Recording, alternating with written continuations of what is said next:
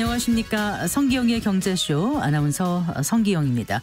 세금하면 항상 어렵게만 느껴지는데요. 합법적인 절세 방법을 똑똑하게 챙겨서 쏠쏠하게 아껴보는 시간 함께하겠습니다. 지난달에 이어서 오늘도 세무상담 무엇이든 물어보세요 코너가 열립니다. 생방송 도중에 성기영의 경제쇼 홈페이지 청취자 게시판에 세금과 관련된 질문 남겨주시거나 상담 내용을 샵 9730으로 문자 보내주시기 바랍니다. 짧은 문자 50원, 긴 문자는 100원, 그리고 어플리케이션 콩은 무료입니다. 실시간 전화 상담 원하시는 분은 서울 전화 02-368국에 1002번에서 1003번으로 전화 주시면 안수남 세무사가 명쾌하게 답변해 드리겠습니다. 이 시간 유튜브로도 함께합니다.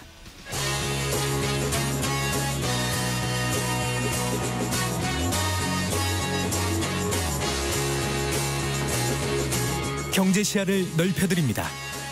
투자의 지름길을 안내합니다. 돈 되는 정보를 발견하는 시간. KBS 1라디오 경제쇼.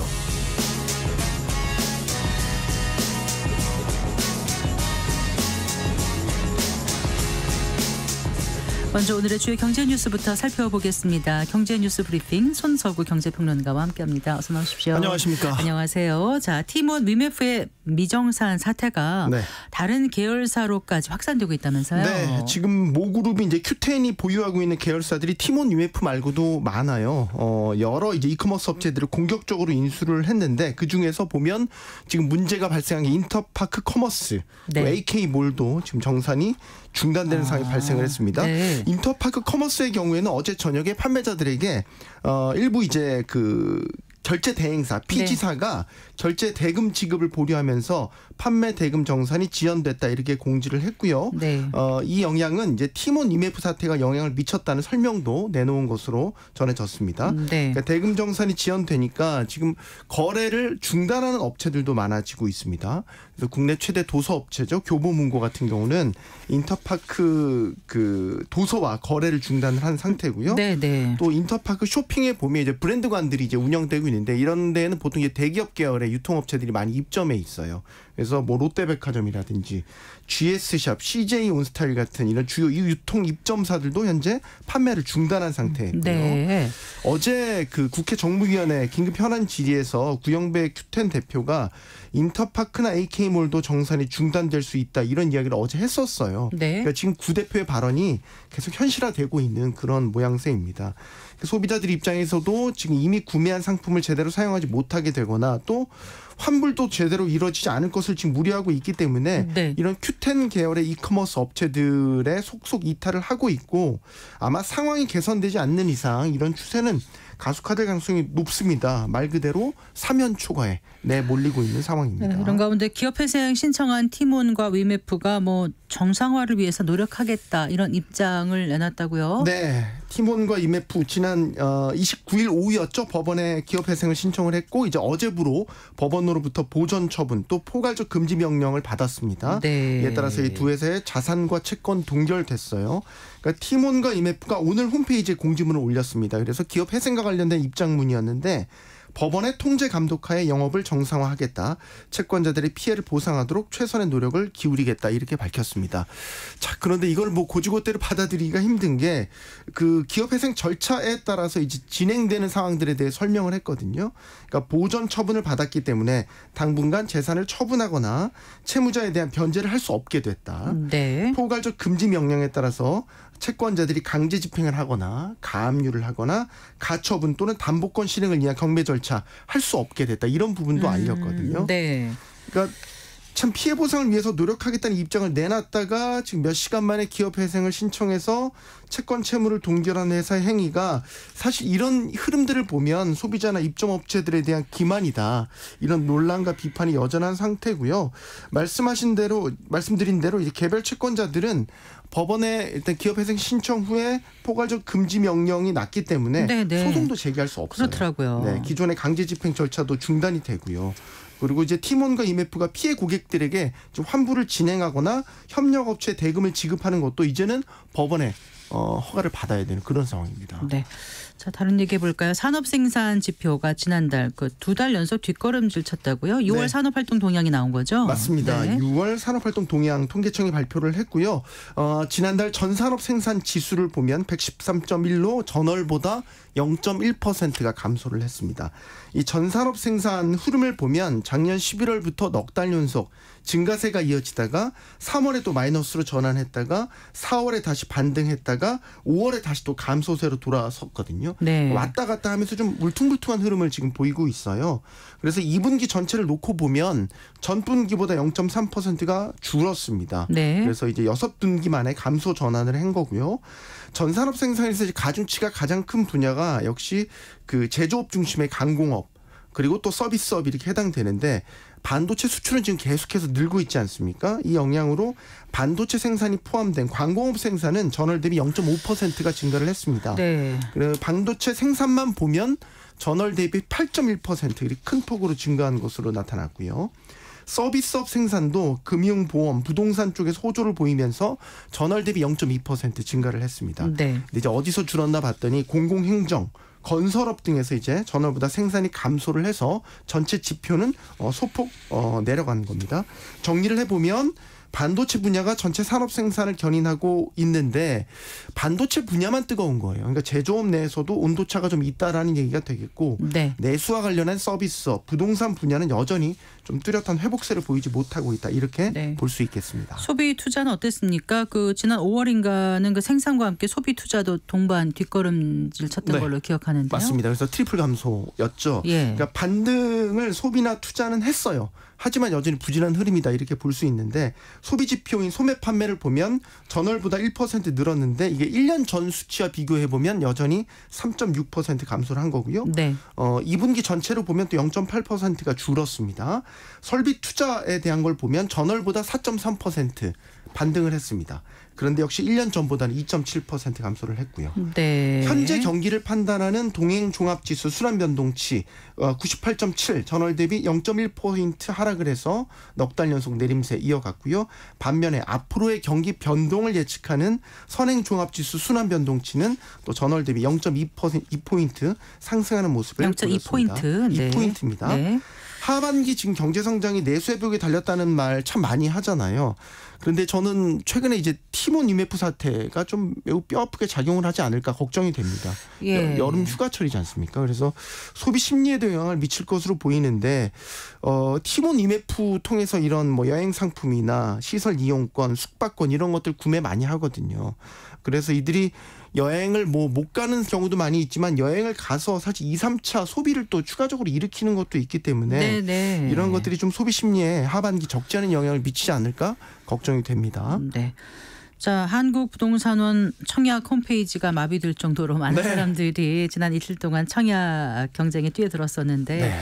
경쟁률이 얼마 나왔다고요, 이게? 역대 최고 경쟁률 기록을 했습니다. 네. 294만 4,780명이 청약을 했는데 이게 어떤 거였냐면 경기도 화성시 동탄역 롯데캐슬 전용 면적 84제곱미터 네. 가구 한 가구입니다. 네. 한 가구에 진행된 이제 무순위 청약. 네. 이렇게 많은 분들이 누가 294만 당첨될까요? 네. 4,780명이 네. 그래서 이게 청약 최고 시청률, 죄송합니다. 시청률에 최고 경쟁률을 올림픽 중계 많이 보시다 보니까. 그러니까요.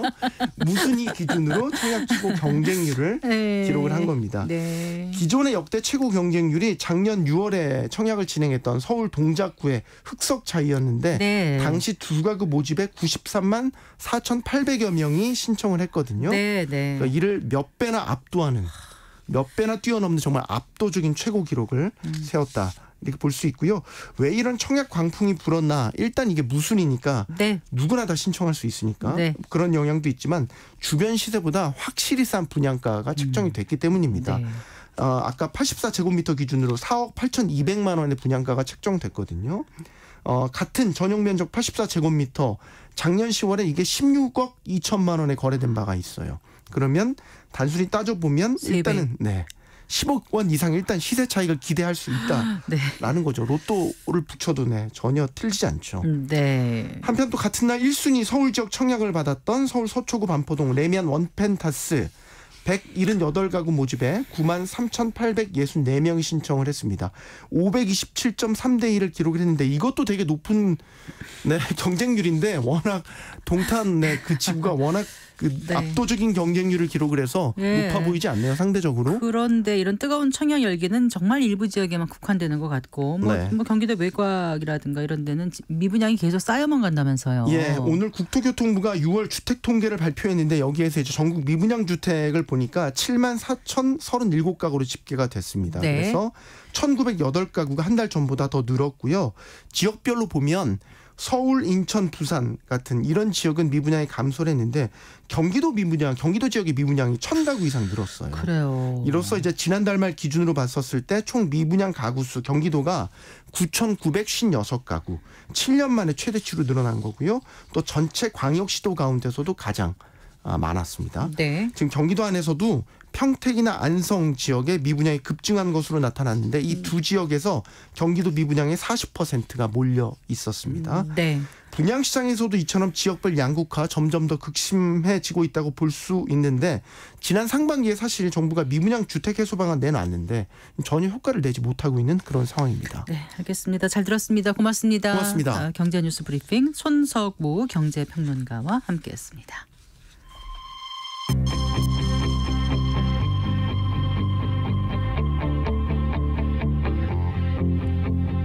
경제 전문가의 원포인트 레슨. 꼭 알아야 할 정보와 이슈를 알기 쉽게 풀어드립니다. 대한민국 경제 고수와 함께 투자의 맥을 짚는 KBS 1라디오 경제쇼. 진행의 성기영 아나운서입니다.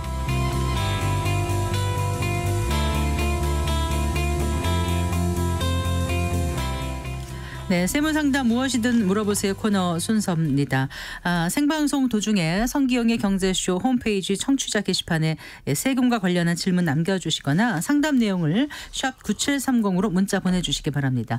짧은 문자 50원, 긴 문자 100원, 그리고 어플리케이션 콩은 무료입니다. 실시간 전화 상담 원하시는 분은 서울전화 02-368국에 1002번, 1003번으로 전화 주시면 안수남 세무사가 명쾌하게 답변해 드리겠습니다. 서울전화 02-368에 1002번, 1003번입니다. 네, 세무법인 다솔의 안수남 대표 세무사 스튜디오에 모셨습니다. 반갑습니다. 네, 반갑습니다. 안녕하세요. 네. 더운데 이렇게 와주셔서 감사합니다. 네. 네. 7월 25일 그러니까 지난주 목요일이었습니다. 네. 정부가 세법 개정안을 확정해서 발표한 거죠. 네, 네. 네. 근데 이번엔 핵심이 상속세 개편이라고 하던데 네. 좀 하나씩 살펴볼까요? 네.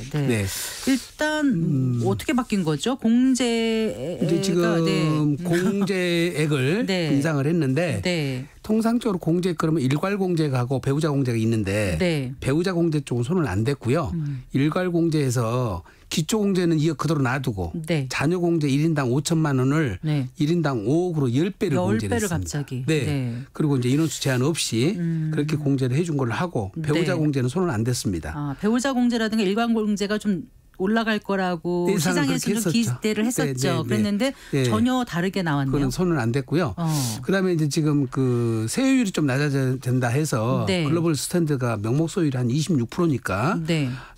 지난번에 이제 저기 대통령실에서는 한 30%까지 낮추려고 했었는데 아마 정부에서는 너무 세수 감소가 커서 네. 그렇게까지는 안 된 것 같고 네. 40% 정도 최고 세율을 그렇게 지금 10% 정도 낮췄습니다. 네. 그 대신 최저 세율이 이제 1억 미만은 10%였는데 2억 미만을 그게 바뀌었더라고요. 네네네. 네. 1억을 좀 상향을 해줬죠. 네. 최저 구간을. 그리고 이제 최대주주 할증과 서 20% 있던 거 요걸 이제 폐지를 한다는 것은 세 가지가 이제 주축으로 돼 있습니다. 네. 자, 그런데 이게 세법 개정안이라니까 법이 들어가 있으니까 네. 여야가 합의가 돼서 국회에서 통과돼야 본격적으로 언제 뭐 입법 예고 거치고 뭐 하고 해서 내년쯤에 시행되는 그렇겠죠. 거 아닌가요? 예. 네. 근데 지금 야당안은 네. 세율 쪽은 지금 전혀 고려를 안 했던 것 같고요. 세율. 공제액만 네. 공제액만 10억 정도? 그러니까 일괄 공제를 한 5억 더 높이고 네. 배우자 공제 5억을 높여서 네. 10억 정도 일괄 공제를 높일 생각을 했던 것 같습니다. 네. 그런데 이제 지금 야당 안하고 협의를 이제 좀 해봐야 되겠죠. 네. 아무래도 민주당에서 동의를 해줘야 될 테니까요. 근데 좀 세율 인상에 대해서는 조금 부자 감세 쪽 측면에서 네. 부담을 좀 느끼고 있는 것도 사실인 것 같습니다. 네. 근데 배우자 공제를 야당에서는 5억으로 늘리고 네. 그다음에 이제 일괄공제, 일괄공제도 기본공제 5억으로 늘릴 거라고 생각했는데 이 배우자 공제가 궁금한 게요. 예. 그러니까 부부가 있는데 배우자가 있는 경우는 네. 공제를 받지만 배우자가 먼저 돌아가신 경우에는 이제 공제를 못 받지 받습니다. 않습니까? 예. 그러면 그게 차별이 있는 거 아닌가요? 어떻게 생각하세요? 차별이 있죠, 당연히. 네. 원래는 다른 나라에서는 배우자가 상속을 받을 때는 네. 요거는 대물림이 아니잖아요. 네, 네. 상속세는 대물림이 해야 되는데 그러네요. 공동재산 형성을 해서 네. 재산을 일궜는데 네. 배우자가 받아간다 한들 네. 기대해봐야 5년에서 10년 안에 또 돌아가시면 재산 상속이 또 이뤄지잖아요. 네. 그래서 일반적인 나라들에서는 배우자 공제 한도 없이 공제해 준 나라도 많고요. 네. 예, 미국 같은 데도 공제 굉장히 크죠. 높게 나와 있지 않습니까? 이제 우리나라 수준이 낮다고 볼 수는 없지만 네. 어쨌든 그런 나라들도 있기 때문에 대물림이 아닌 상황에서의 배우자는 조금 더 높여줄 필요가 있다고 보여지거든요. 근데 기본 공제 5억은 너무 낮다는 거죠. 네. 네. 자, 기존의 현행은 1억 원. 이건 상속세, 증여세율이 다 같이 되는 거예요? 아니면 세율은 상속 증여세 똑같이 적용됩니다. 그럼 지금 우리가 말은 상속세라고 했지만 네, 상속 증여세율이에요. 상속 증여세율이 다 같이 똑같이 되는 예, 거잖아요. 적용되고, 구간이 원래 네. 1억 원 이하, 5억 원 이하, 10억 원 이하, 예. 30억 원 이하, 30억 원 초과. 이렇게 돼 그게 있었죠. 1, 2, 3, 4, 50% 이렇게 돼 있었는데 네, 네. 개정안은 2억 원 이하로 이하가 10%, 10%. 네. 5억 원 이하가 20%, 10억 원 이하 30%는 같은데 네, 10억 원 초과되는 순간부터 40%. 40이 되고 네. 50은 없어졌다 없었습니다. 이거죠. 그러니까 그렇습니다. 좀 어쨌든 상속세 부담은 줄어든다는 거잖아요. 이제 이게 네. 인적 공제, 공제액을 늘려주면 예, 중산층 이하 사람들 혜택이 커져요. 네. 30억에서 60억 사이 혜택이 커지고 네. 세율을 낮추면 네. 고액 자산가들 혜택이 커져요.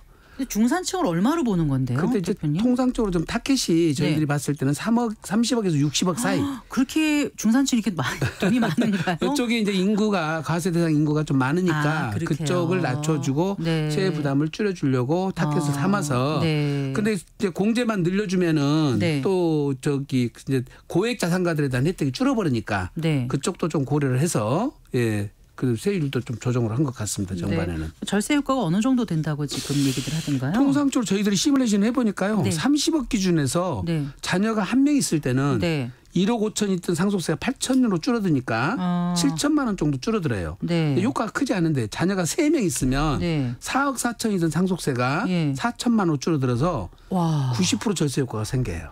아, 그렇군요. 예. 자녀 수가 굉장히 중요합니다. 그럼 네. 많이 나누신 분들은 지금 좀 안심이 되시는 거예요. 이 법이 그렇습니다. 통과되면. 근데 이제 이걸 왜 이렇게 했을까? 법이라는 게 취지가 있을 거 아닙니까? 출산 잔액책이 아닐까요? 지금 저희들 출산율이 너무 조금 떨어지니까. 이해가 안 되는 게 네. 상속을 하시는 분들은 7, 80 요즘 고령화되니까 네, 90, 네. 100세까지도 가면서 상속이 이루어지잖아요. 물론 그렇습니다. 증여는 다릅니다만. 예, 예.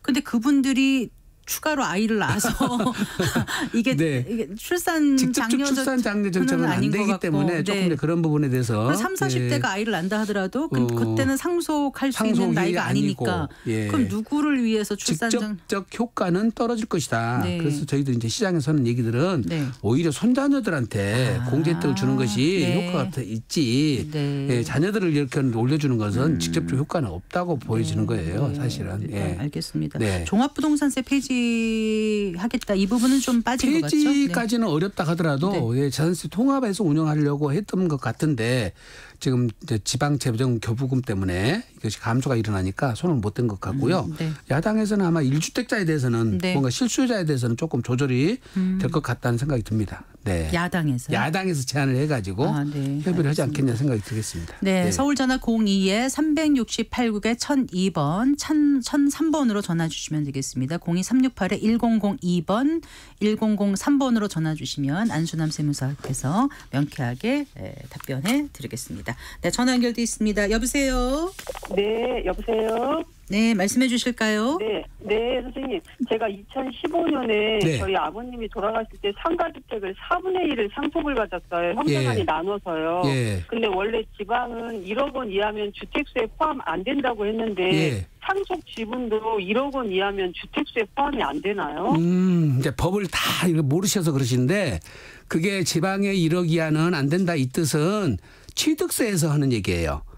취득세에서는 주택수에서 안 들어가는데 지금 여기 상속에서는 소수 지분도 주택수에 들어가는데 다만 지금 그 내가 갖고 있던 기존 주택 있잖아요. 그걸 처분하실 때는 요거는 주택수 빼주는 거예요. 아, 근데 제가 네. 상속을 2015년에 받았고요. 네. 저희 집을 2016년에 샀어요. 근데 지금 지분이 4분의 1이잖아요. 네네. 그러니까 여기는 지분이 가장 큰 사람 집으로 보게 되는데 똑같이 지분을 받았다면 연장자 집으로 보는 거예요. 아, 그래서 사모님은 주택수에 들어가지 않고요. 네. 그다음에 이렇게 공동상속으로 받았을 때는 네. 내가 상속받고 난 다음에 이 주택을 취득했다라도 상관이 없어요. 아, 그러면 제가 저희 집을 2016년에 샀어도 팔아도 양도세가 예. 없어요? 그건 비과세 받을 수 있어요.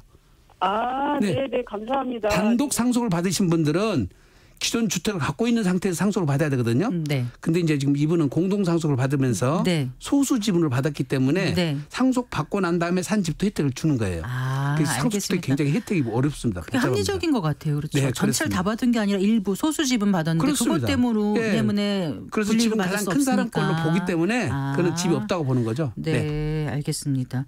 많이 준다고 더 받으려는 게 곤란할 수도 있겠네요. 맞습니다. 네, 네. 한 통 더 받아보겠습니다. 여보세요. 여보세요? 네, 말씀해 주실까요?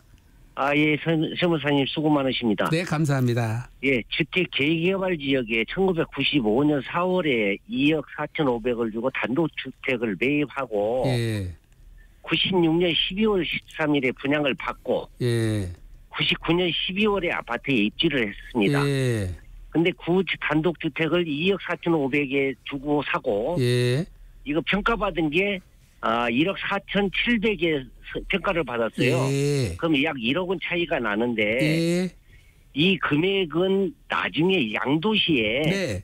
양도소득세 감면 받을 수 있는가요? 양도소득세 계산해서 필요금비 빼줄 때는 예. 지금 선생님이 받으신 권리가로 하는 게 아니고 1억 4,700이 아니라 예. 당초 취득가액 2억 4,500으로 하는 거예요. 아, 그러면은 그 옛날 그 9억을 샀을 경우에 그 가격으로요? 그럼요. 그리고 추가 분담금을 물었으면 그것까지 필요금비를 빼주는 거고 아, 예. 추가 분담금을 안 물었으면 이거 지금 2억 추가 4,500 분담금이 2,800만 원 들어갔습니다. 그것까지 필요금비를 떼주는 필요금비를 인정해 줘요. 예, 그리고 하나 더 여쭤볼게요. 네. 제가 그러면은 1999년도에 네. 대통령령으로 양도소득세 감면 특례가 있었잖아요. 네. 그러면 재개발 조합원도 네. 감면 혜택을 받을 수 있는지 여부인데요. 네. 저는 114제곱미터짜리를 받았습니다. 아파트를. 네. 114제곱미터는 예. 그때 당시에 99년 6월 30일까지는 면적 제한 없이 해줬는데요. 예. 7월 1일 이후부터는 국민주택 규모 이하만 해줬어요. 85제곱미터. 그렇습니다. 그래서 선생님은 114제곱미터가 돼버리면 예. 그 99조 적용 대상이 안 돼요. 아, 네. 그렇습니까? 네. 아, 예. 네. 그러면은 처음 구옥주택을 매입했을 때 금액에서 네. 거기다 플러스 네. 그 추가 분담금에서 네. 그 분양금을 빼고 네. 나머지는 양도소득세에서 감면 혜택 받을 수 있다 그 말씀이죠? 감면 혜택은 안 된다고요, 선생님은. 양도소득세에서. 예, 양도소득세에서 필요경비로 2억 4,500원 빼주고. 필요경비로. 그렇습니다. 네. 예. 예, 알겠습니다. 네. 감사합니다. 네. 굉장히 정확하게 다 설명을 해주셔가지고 그 질문도 잘하시고 여러 군데서 알아보셨어요. 네. 제가 보니까. 근데 이게 네. 1999년에 양도소득세 감면 그 특례 나왔을 때 특례가 나왔었어요. 그게 5년간이었었나요? 어떤 거죠? 5년간 그냥? 양도 차익에 대해서는 100% 감면해주고 그 이후 건 감면이 배제되는데 그때 적용 시간이 이제 면적 제한 없이 99년도 6월 30일까지 내주고 국민주택 규모 이하는 6개월 더 연장을 해줬어요. 그래서 99년 12월 말인데 이분은 이제 99년 말까지 된다고 생각을 하셨는지 모르겠는데 114제곱미터짜리는 적용이 안 됐어요. 조금 작은 거 받으셨으면 됐을 텐데. 네, 알겠습니다. 서울 전화 02-368-1002번 1003번으로 전화 주시기 바랍니다. 계속 전화가 들어오네요. 다음 전화 받아볼 거예요. 여보세요. 네, 여보세요. 네, 말씀해 주십시오. 네, 제가요. 네. 주택을 재개발 신축 아파트를 2022년 2월에 입주를 했어요. 예. 그랬는데 2023년도 11월에 또 재개발 구역 하나 걸 샀거든요. 무허가 주택을. 예. 그래서 그게 2020년 12월에 사업 시행인가가 나고 어떤 게? 네. 어떤 게? 재개발 구역 무허가 주택 산 게 2023년 11월 달에 사셨다고 안 했어요? 2023년 11월에 샀는데 먼저 주택을 팔면은 비과세가 되나요, 안 되나요? 그거는 어쨌든 간에 지금 재개발 구역에 사셨는데 이게 관리처분 계획 인가가 떨어졌나요?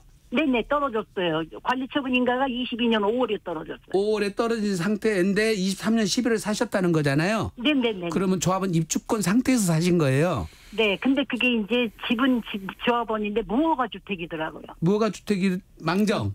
어쨌든 입주권이 됐다는 거잖아요. 네네네네. 그러면 그거는 그 권리 정산 산정 일자에 입주권 주어졌기 때문에 조합은 입주권로 보는 거고요. 네네. 지금 22년 2월 달에 입주한 이 집은 네. 원래 주택을 갖고 있다가 재개발이 돼서 입주하신 건가요? 이것도 2009년도에 집을 산 건데요. 네. 이것도 또 무허가예요. 예. 근데 조합원으로 돼가지고. 그러면 어쨌든 2022년 2월 달에 입주를 하셨잖아요. 네. 그래서 1년 지나서 지금 조합은 입주권을 사셨기 때문에 네. 지금 입주하신 이 전 주택을 아파트를 3년 안에 파시면 네네. 2026년 11월까지 파시면 비과세가 되는 거고요. 네. 만약에 3년 안에 못 파시면 네네. 여기 재개발이 완성돼 가지고 네네. 준공일로부터 3년 안에 입주를 하셔서 네. 1년 사시고 네. 그리고 3년 안에만 팔면 또 비과세가 돼요. 그러니까 1차, 2차로 나눠지거든요. 네. 1차는 그냥 입주 안 해도 상관없고 3년 안에 팔면 네네네. 3년이 지나서 팔 때는 반드시 내가 입주를 해야 되는 거예요. 네. 그러니까 입주는 할 건데 그거 지으려면은 28년도에 입주거든요. 그렇죠. 28년도 이제 입주 시작되면. 네. 근데 들어가서. 그거를 입주는 그때 가서 하고 지금 먼저 집을 지금 이거 하는 걸 3년 안에 이제 내가 이걸 처분하려고 했더니 세무서에서 양도세를 내야 된다고 그래요. 아직 파진 않았는데. 그거를 어떻게 왜 그렇게 해석을 하시죠? 아, 왜 그러냐면요. 이 말하기를 이거를 그냥 집을 재개발되는 걸 집을 샀으면은 1가구 2주택이 되는데 무허가 주택을 샀기 때문에 주택으로 안 들어가서 양도세를 내야 지금 된다고. 이미 관리처분이 떨어졌잖아요. 예, 관리처분이 떨어지면 조합은 입주권으로 바뀌었잖아요. 지금 현재. 그 앞에 것은 무허가냐 유허가냐 아무 상관이 없어요. 그러니까 세무서에서 이렇게 몰라요. 아니 다시 한번 정확하게 이제 그 가까운 세무사님한테 확인해 보셔야 되겠지만은 관리처분이 난 조합원 입주권을 사셨다는 거는 그 앞에는 주택이든 무허가든 땅이든 아무 의미가 없다니까. 지금 조합은 입주권이냐 아니냐 이게 중요하단 말이에요. 관리처분 이전에 샀으면은 달라지겠죠. 그렇죠. 달라지겠죠. 22년 5월에 관리처분 인가를 난 걸 23년 11월에 샀어요. 그러니까 내가 산 거는 조합은 입주권이 맞아요. 그리고 제가 지금 설명드린 것처럼 3년 안에 파시면 괜찮고 3년이 지나서 파실 때는 준공 떨어지고 이사 가셔서 1년 이상 거주를 하셔야 된다 이 말이에요. 네, 걱정 안 하셔도 될 것 같은데요. 네, 감사합니다. 기분 좋게 전화를 끊으셨네요. 무허가 주택하고 상관이 없거든요. 네, 알겠습니다. 서울전화 02-368에 1002번 3번으로 전화 주시면 되겠습니다. 자, 일단 이제 청취자 사연을 제가 좀 소개를 해드릴게요. 김성준 님의 사연입니다. 양도세 절감을 위해서 3년 전쯤에 배우자에게 아파트를 부담부 증여했습니다. 배우자도 저도 급여소득자인데요. 감정평가에서 감정가 7억 원을 기준으로 부담부 증여했고 증여 당시 대출금은 3억 원이고 증여 이후에 채무 인수를 통해서 배우자 명의로 대출자도 변경했습니다. 증여 이후에도 대출 원리금 상환은 저희 급여 통장에서 배우자 명의의 계좌에 송금해서 자동이체 형태로 원리금을 상환하고 있고 1년 전쯤에는 제 통장에 있는 5천만 원으로 원금 일부도 상환했습니다. 그런데 얼마 전에 세무서에서 전화가 와서 대출금 상환의 원천이 배우자가 아니면 6억 원을 초과하는 금액에 대해서는 증여세가 부과될 수도 있다고 했습니다. 제 생각에는 부부는 경제 공동체라고 알고 있는데 대출금 상환의 원천이 꼭 배우자의 급여 통장에서 인출된 금원으로만 상환해야 되는 건지 궁금합니다. 굉장히 좋은 질문인데요. 그러네요. 지금 이제 부부 공동 운명체니까 경제 공동체니까 생활비를 나가든지 학자금이 나간다든지 진료비가 나간다든지 이런 것들은 다 공동으로 사용되니까 상관없어요. 그거는 통장에 누구한테 있든 상관없어요. 근데 이거를 갖다가 지금 주신 것이 부동산이 지금 뭐라고 그랬죠? 이게? 그거 아파트를 줬잖아요. 부담부 증여로 7억짜리를 주면서 채무를 3억을 뺐으니까 이때 증여가액은 4억이거든요. 근데 이 채무는 지금 배우자의 소득으로 변제를 해야 되고 이자도 부담을 해야 돼요. 그런데 이거를 부담부지가로 뺐기 때문에 근데 본인이 원금을 본인은 소득으로 안 내고 남편은 소득으로 내거나 이자를 내면은 네. 그것도 증여가 되는 거죠. 그렇겠죠. 그래서 2억까지 더만 6억에서 2억까지는 증여세가 나고 6억까지는 부부 사이에 10년간 괜찮으니까. 증여세가 없다는 맞습니다. 말씀이시죠. 네. 그러니까 상환을 할 때 네. 10년 내는 2억까지만 상환을 하시고 네. 10년 지나서 나머지 1억을 상환하시면 또 다시 6억까지 증여가 되니까 네. 괜찮을 수 있는데 네. 결론적으로 남편의 돈 가지고 아내의 채무를 상환하는 거는 네. 경제 공동체라 하더라도 증여를 보게 돼 있어요. 네. 그러니까 이분은 배우자도 저도 급여소득자인 걸 밝힌 거는 와이프 돈이 있는 거다. 네. 내가 네. 그냥 통장으로 줬을 뿐이지 사실은 와이프의 네. 돈으로 한 거다. 이렇게 얘기를 하고 싶으신 것 같아요. 지금 저기 아내도 지금 배우자 근로소득 있다는 예, 겁니까? 급여소득자라고. 그러면 그 급여 통장에서 변제를 하시면 되죠, 그거는. 그런데 남편 통장에서 넘어가서 했으니까. 상관없어요. 그러니까 증명을 하시면 될 것 같아요. 내가 그동안에 이만큼의 돈을 벌었다. 본인 생활비도 소득이 쓰고 있으면 나서. 상관없어요. 그렇죠. 그 혼자서 쓰고 있는 거를 굳이 통장에서 남편 통장으로 나갔든 그건 큰 의미가 없습니다. 급여소득자가 아닐 경우라도 지금 이제 7억 원인데 4억 감정평가를 받았는데 어쨌거나 빚을 3억 원을 갚는 중인데 10년간 부부는 6억까지는 증여세가 면제되니까 10년 안에 2억을 갚고 10년 지나서 나머지 1억을 갚으면 세금을 낼 일은 없다. 그렇습니다. 그리고 배우자가 공동으로 급여가 발생하고 있으면 이거는 누구 돈으로 하더라도 소득을 섞어서 쓰고 있기 때문에 상관없다. 괜찮습니다. 제일 먼저 배우자도 저도 급여소득자이라고 밝히셨어요. 그러셨구나. 네. 전화 연결 또 해보겠습니다. 여보세요.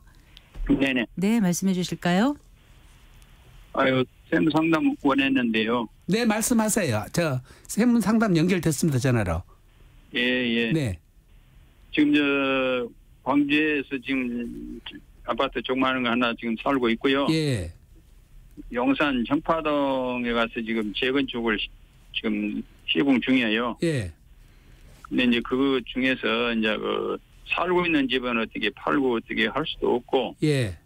요걸 팔게 되면 양도세가 많이 나온다고 그래서 팔 생각도 않고 지금 어떻게 팔 수도 없고 그런데. 예. 요것을 지금 현재 용산 재건축하는 것을 도중에 어떻게 팔고 사고 할 수가 있는 것인지. 네. 그거는 지금 무슨 세법상 문제는 이제 별도로 이제 투기 과열지구에서 거래하는 요건은 전매 제한이 있거든요. 그건 아마 조합에다가 확인해 보셔야 돼요. 그래서 전매 요건이 되는지를 검토를 먼저 하시고 세법적으로는 파는 데는 지장은 없어요. 근데 중요한 거는 지금 현재 이제 이 양도 차익이 관리처분 계획이 지금 떨어졌나 봐요. 지금 공사 중이라는 것 보니까. 그러면 조합은 입주권 상태이기 때문에 양도소득세가 많이 나올 수가 있어요. 그래요? 네. 그래서 웬만하면 준공 떨어진 다음에 파셔야 돼요. 그래요? 네. 그래서 그거는 사전에 상담 받으셔서 세무사님한테 세금부터 비교를 해보셔야 됩니다. 그래요? 네. 양도 무시까지 하려면 아직도 멀었는데요. 준공인데 떨어질 때까지 시간이 걸린다 하더라도 예상세를 뽑아보시고 왜 그러냐면 관리처분 떨어지기 전에 파셨으면은 양도차익 전체에 대해서 장기보유 특공제를 받으시는데 지금 관리처분이 떨어져 버리면 조합은 입주권으로 바뀌어버리거든요. 그래서 입주권에서 발생한 양도차익은 장기보유 특공제가 배제돼 버려요. 그래서 세금 차이가 많이 나니까 지금 타이밍상으로는 가장 불리할 때 지금 파시는 거거든요. 그래서 세금부터 계산해 보시고 의사결정을 하셔야 돼요. 네, 알았습니다. 네. 청파동이라고 하신 거 보니까 용산구 청파동이겠잖아요. 지금 재건축이 시공 중이라 하니까 이미 관리처분 떨어졌다는 여기는 얘기거든요. 이제 조정 대상 지역이고 투기과열지구 맞습니까? 투기과열지구는 맞을 거예요. 그런가요? 네. 어쨌거나 5년 거주 10년 보유를 해야 보통의 경우는 이제 전매가 가능한데 이거는 이제 그 조합에 물어보셔야 될 것 같고 나머지 세무 상담은 해드렸습니다. 전화 다시 연결해 볼게요. 여보세요. 네, 안녕하세요. 네, 말씀해 주실까요? 네, 2023년 10월에 남편이 돌아가셔서 상속 신고했고요. 납부 완료도 다 된 상태인데 어떻게 하다가 그 상속재산 중에 법인이 있었는데 부동산 법인이에요. 그랬는데 그거를 세무사가 신고를 자산평가를 그러니까 주식평가로 해갖고 감정평가를 안 받고 신고를 했어요. 그래서 이거를 다시 수정신고를 해야 되는지 아니면 지금 그러니까 조사한다고 연락은 왔거든요. 지방구청에서 그냥 놔둬야 되는지. 어떤 지금 부동산이 시가가 어느 정도 될까요? 시가가 한 60억 정도요. 60억 정도 되고 지분을 네. 100% 다 갖고 계셨나요? 네, 그거는 네. 사전증을 전혀 못 하셨네요.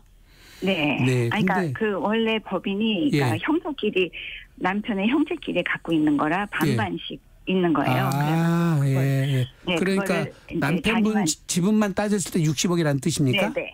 아, 그러면 전체로 봐서는 120억짜리네요. 네. 네, 거의 지금 그 국세청에서 세무조사가 시작되면은 감정평가는 할 것 같거든요. 네. 네. 근데 이제 그거는 세무사님하고 조금 상의를 하셔야 되겠지만은 네. 국세청에서 두 군데 감정평가를 해서 지금 주식평가를 하게 될 텐데 네. 국세청에서 아무래도 평가사를 선임하게 되면 평가가액이 좀 높아질 가능성이 있어요. 네네. 그러면 저희가 또 선임하면은 저희들이 조금 조절할 때 조금 낮게 평가는 가능하거든요. 저희라는 게 일반 세무법인에서 아니 지금 이제 우리 납세자가 의뢰를 하면 그래서 그거를 네 군데 거를 가지고 산술평균 내는 것이 유리할 수도 있고요.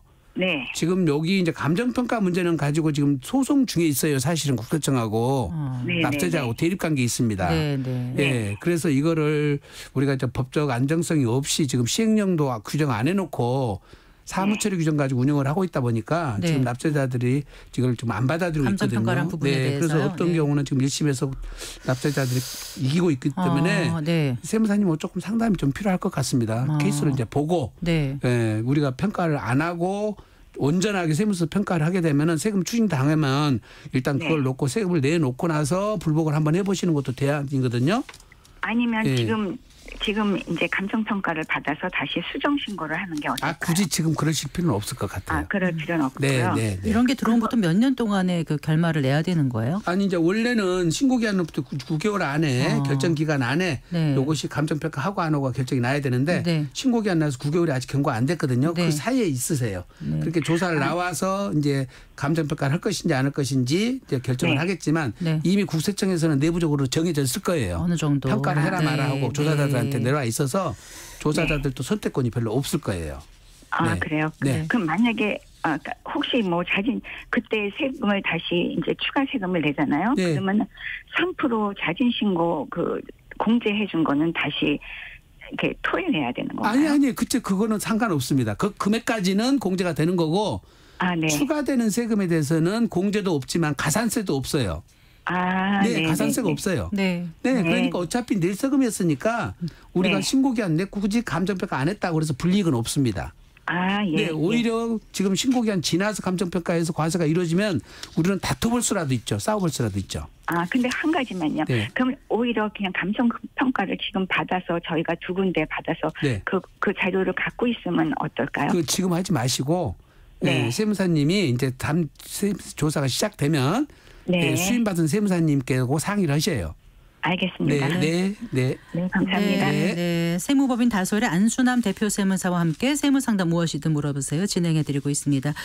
저희 청취자분 김윤정님께서 다시 듣기에 대한 문의를 해주셨었거든요. 재방송으로 다시 청취 가능한가요? 다시 상세히 듣고 싶어요. 이렇게 해주셨는데 다시 듣기나 유튜브 다시 보기에 대한 문의가 많으셔서요. 성기영의 경제쇼 홈페이지에 들어오시면 다시 듣기 그 메뉴가 마련되어 있으니까 언제든지 다시 들으실 수 있다는 거 알아두시면 될 거고요. 그리고 유튜브 검색창에서 성기영의 경제쇼 세무당담이라고 검색하시면 안순남 세무사님과 함께한 세무상담 영상도 보실 수 있습니다. 오늘 상담 전화로 이제 신청해서 답변 들으시는 분들 중에서 사실 빨리 진행되다 보니까 조금 본인의 일이라도 좀 이해가 안 된 부분은 다시 듣기 보시면 충분히 이해가 더 될 거라고 생각해서 제가 말씀을 드렸습니다. 전화가 계속 들어오는데 일단 전화를 받아볼까요? 네, 여보세요. 예, 안녕하세요. 네, 말씀해 주세요. 네. 예, 40년 전에 아버지가 돌아가신 후 딸 4명이 공동 상속받은 시골 주택이 한 채 있었거든요. 예, 그런데 이제 어머니와 제가 단둘이 거주하다가 2017년도에 엄마가 돌아가시면서 또 단독으로 상속받은 아파트 한 채가 있어요. 이런 경우는 어떤 주택을 먼저 팔아야지 이게 비과세, 양도세 비과세가 가능한지 궁금해서요. 네. 지금 딸 4명이 공동상속을 받았는데. 예, 40년 전에. 40년 전에. 예. 근데 그때 당시에 지금 제일 큰 딸이 누구셨어요? 저는 큰 딸은 언니고 저는 막내. 그럼 딸 넷이 받았고 어머니는 빠졌네요? 엄마도 같이 받았어요. 그때 당시에? 예. 그러면 그때 받을 때는 아버지랑 같이 살았어요? 따로따로 살았어요? 전부 같이 살았어요. 40년 전이니까 저도 같이 어렸고. 살았죠? 네. 예. 지금 우리 국세청에서 유권 해석은 예. 지금 이 경우에 동일 세대 간의 상속이 이루어진 거는 특혜를 안 준다고 지금 해석을 하고 있어요. 근데 조세심판원은 다르게 해석을 하고 있어요. 예. 왜냐하면 지금 지분이 가장 큰 사람의 경우에는 동일 세대일 때 안 된다고 해석되지만 예. 지분이 작은 사람은 그거는 빼준 것이 맞다고 지금 판단을 하고 있거든요. 예. 그래서 견해가 약간 다르게 하고 있는데 예. 국세청 유권 해석이 아직 안 바꾸고 있어요.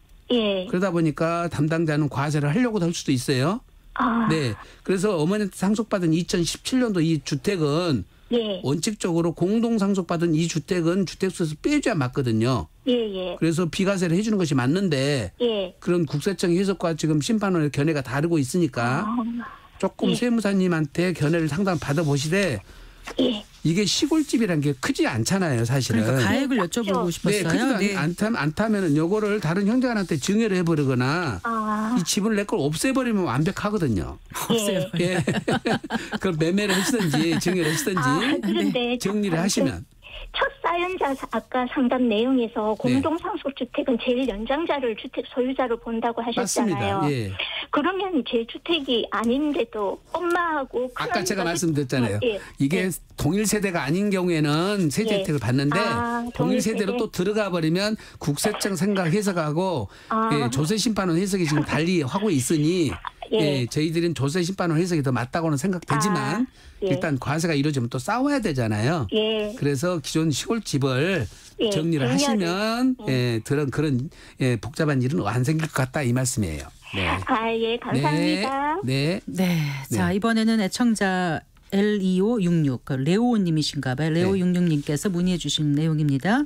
1996년에 구입한 대전 유성구 아파트와 2019년에 구입한 서울 강남구 아파트 이렇게 2주택자입니다. 양도 차익이 적은 유성구 아파트를 내년 이후에 매도하려고 하는데 장기 보유 특별공제가 가능할까요?